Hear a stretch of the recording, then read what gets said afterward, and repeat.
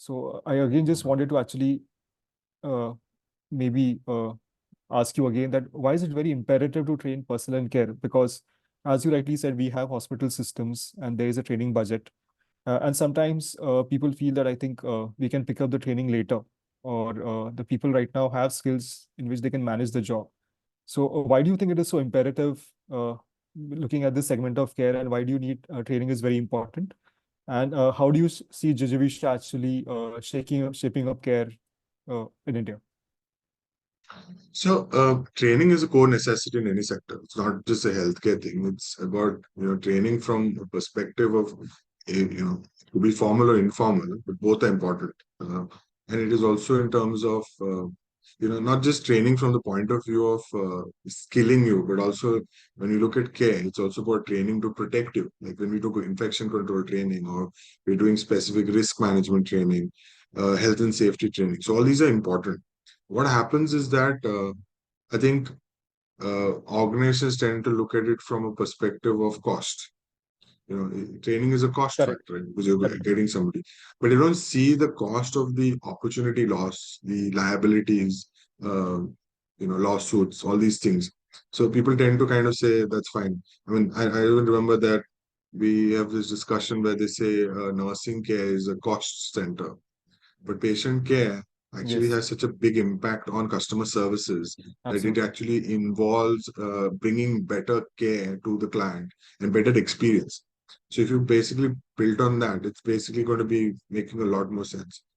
So um, when we look at, like give an example, like when we talk about an example, like if we talk about, say, um, I give an example of Phoebe. Phoebe is 75 years old and she's had a stroke, and now she's basically having an issue where her left side is paralyzed, or low functioning.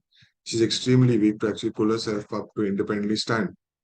So she's helped by her husband, and maybe the home help is also basically physical help stuff.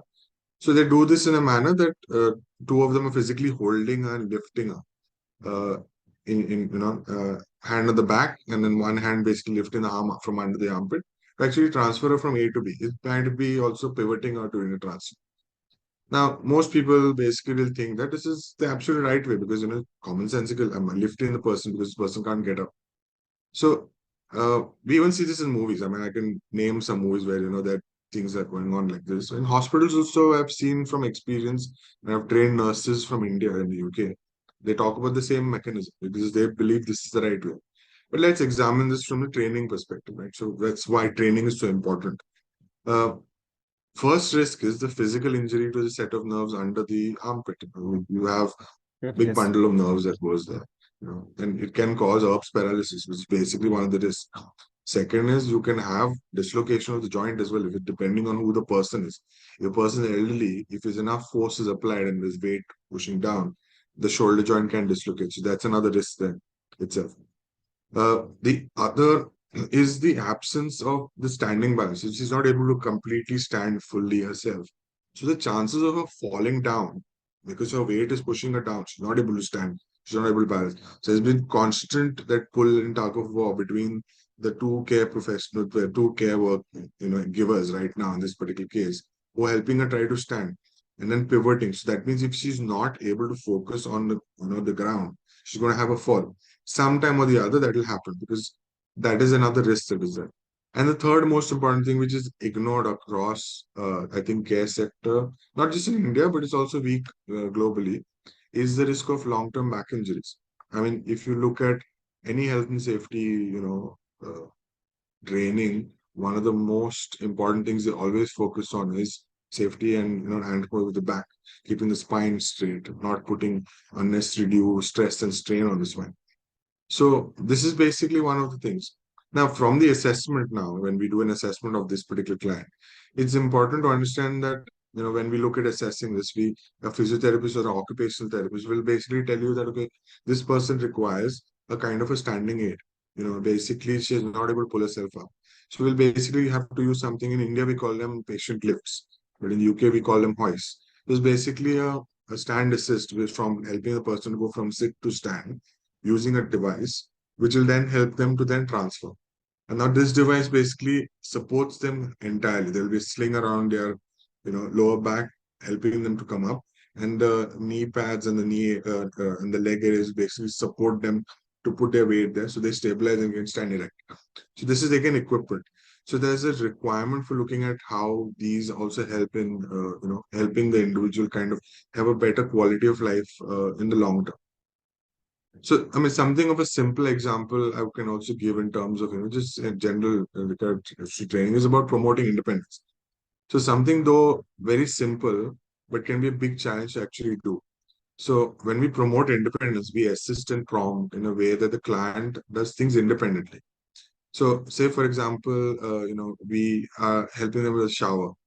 So we don't give them the shower. We basically tell them, okay, fine, you try to do as much as tasks as you can on your own, and you're there to assist them, to assure them they would not have a fault, to make sure they can reach those parts of their body, cycles for the back area or maybe the legs because they can't bend enough. So that is where your caregiver or the care assistant can then help them do those things. But the training in terms of understanding how independence is to be promoted, because it's generally a very easy thing to do, right? So here I love quoting Dumbledore from Harry Potter, right? It is sometimes we need to understand what is right to do and not what is easy to do.